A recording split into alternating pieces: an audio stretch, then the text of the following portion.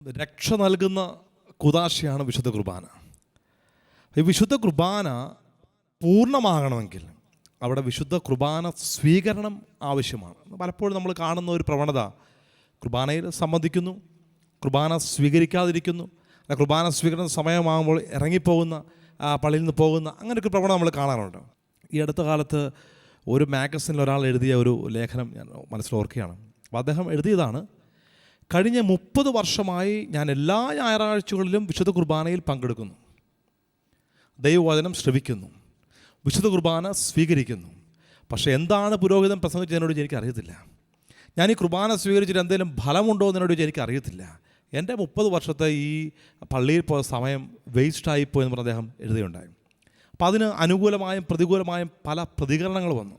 അതിൽ ഒരു പ്രതികരണം വളരെ ശ്രദ്ധേയമാണ്. അദ്ദേഹം എഴുതിയതാണ്: എൻ്റെ വിവാഹം കഴിഞ്ഞിട്ട് 30 വർഷമായി. ഈ കഴിഞ്ഞ 30 വർഷവും എൻ്റെ ഭാര്യ എനിക്കായി 3 നേരവും ആഹാരം വെച്ച് വിളമ്പി തരുന്നു. അതിൻ്റെ സ്വാദ് എന്താണെന്നോ എന്തൊക്കെയാണ് എനിക്ക് ഉണ്ടാക്കി തന്നതെന്ന് എനിക്കറിയത്തില്ല. പക്ഷെ ഒരു കാര്യം എനിക്കറിയാം: ആ ഭക്ഷണമാണ് എൻ്റെ ജീവനെ നിലനിർത്തുന്നത്. പ്രിയമുള്ളവരെ, നമ്മുടെ ശരീരത്തിന് ഭക്ഷണം, ഭൗതികമായ ഭക്ഷണം എന്തുമാത്രം ആവശ്യമാണോ അതുപോലെ നമ്മുടെ ആത്മാവിന് വിശുദ്ധ കുർബാനയാകുന്ന ഭക്ഷണം അത്യന്താപേക്ഷിതമാണ്. വിശുദ്ധ കുർബാന സ്വീകരണത്തിലൂടെ സംഭവിക്കുന്നത് എന്താ?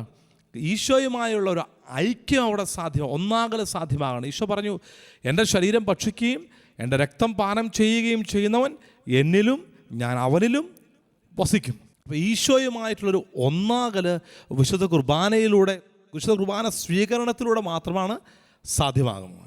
ഇതിനൊപ്പം ഈശോ വീണ്ടും പറയുന്നു: സത്യം സത്യമായി ഞാൻ നിങ്ങളോട് പറയുന്നു, നിങ്ങൾ മനുഷ്യപുത്രൻ്റെ ശരീരം സ്വീകരിക്കുകയും രക്തം പാനം ചെയ്യുകയും ചെയ്യുന്നില്ലെങ്കിൽ നിങ്ങൾക്ക് നിത്യജീവൻ ഉണ്ടായിരിക്കുകയില്ല. എന്നാൽ നിങ്ങൾ മനുഷ്യപുത്രൻ്റെ ശരീരം ഭക്ഷിക്കുകയും രക്തം പാനം ചെയ്യുകയും ചെയ്താൽ നിങ്ങൾക്ക് നിത്യജീവൻ ഉണ്ടായിരിക്കും. അവസാന ദിവസം ഞാൻ നിങ്ങളെ ഉയർപ്പിക്കും. പക്ഷേ അവിടെ ശ്രദ്ധിക്കേണ്ട ഒരു കാര്യമുണ്ട്. എന്താണ്?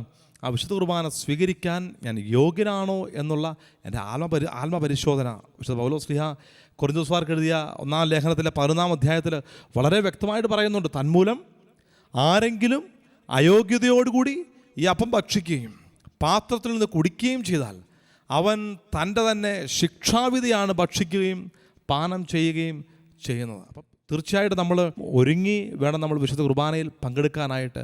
ആത്മപരിശോധന ചെയ്തതിന് ശേഷം വേണം നമ്മൾ വിശുദ്ധ കുർബാന സ്വീകരിക്കാനായിട്ട്.